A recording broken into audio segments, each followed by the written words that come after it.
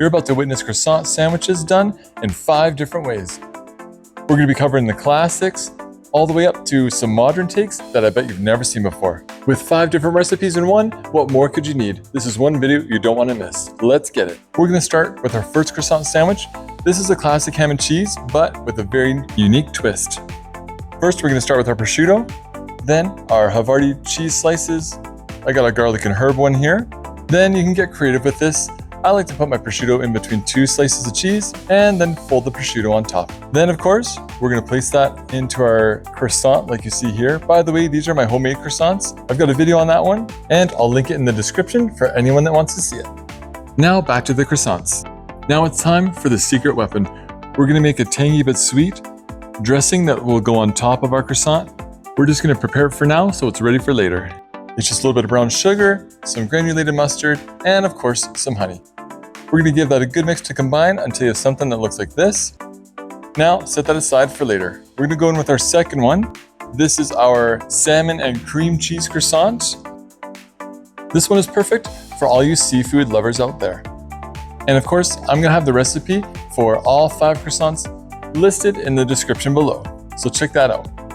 We're going to go in with some green onion. I've got some fresh dill that came right straight out of my garden because it's that time of season here.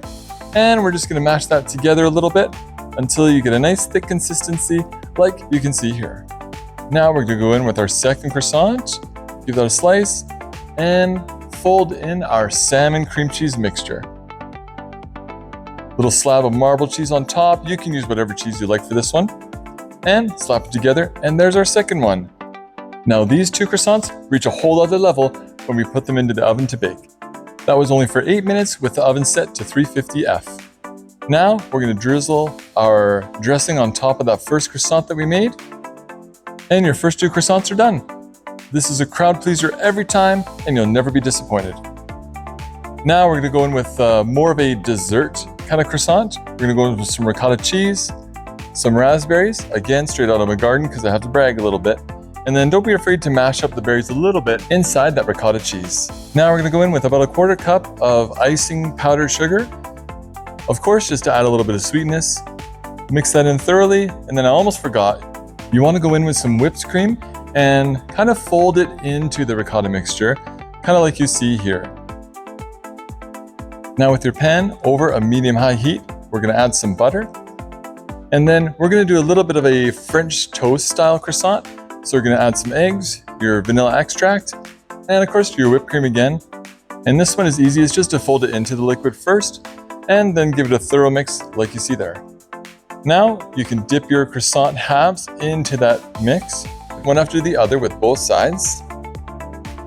And by now your butter is probably ready. You can put both your croissant halves into the pan and let them fry up just for about a few minutes. After 3 minutes, I like to flip them just once so that they get crispy on both sides. And look at that. That looks like some serious cinnamon toast. Now we're going to go in with some raspberry jam. Just spread that all over your croissant halves.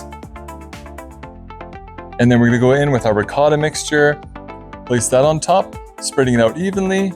And then this is my 5-year-old daughter that went a little heavy-handed with the maple syrup. I'm pretty sure she wants to fatten me up. But a thin drizzles is really all you need. And there you have it. This is croissant sandwich number 3. This next one is probably my favorite. This is for all your pasta lovers out there. We're going to make a chicken Alfredo croissant sandwich. We're going to get that Parmesan cheese, and I swear as soon as I turn my back, this little munchkin comes in for some cheese. Does anybody else's daughter love Parmigiano Reggiano as much as my daughter? Well, no more for you.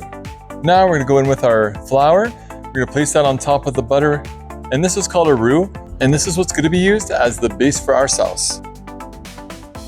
Now we go in with a little bit of garlic, mix that in as well. And as you can see, it's getting pretty thick now.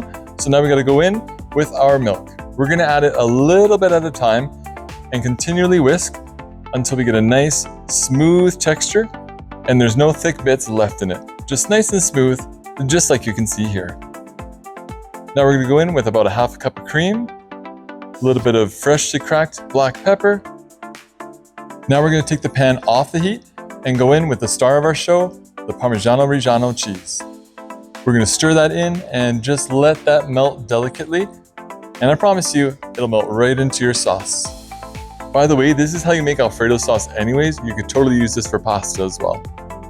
I've got a little bit of slices of chicken left over from my chicken breast the night before. So I'm gonna pop those in and just cover them until they're fully coated in the sauce. Then, one by one, I'm just gonna place them onto my croissant. Close the lid, and there you have it, a perfect chicken Alfredo croissant sandwich.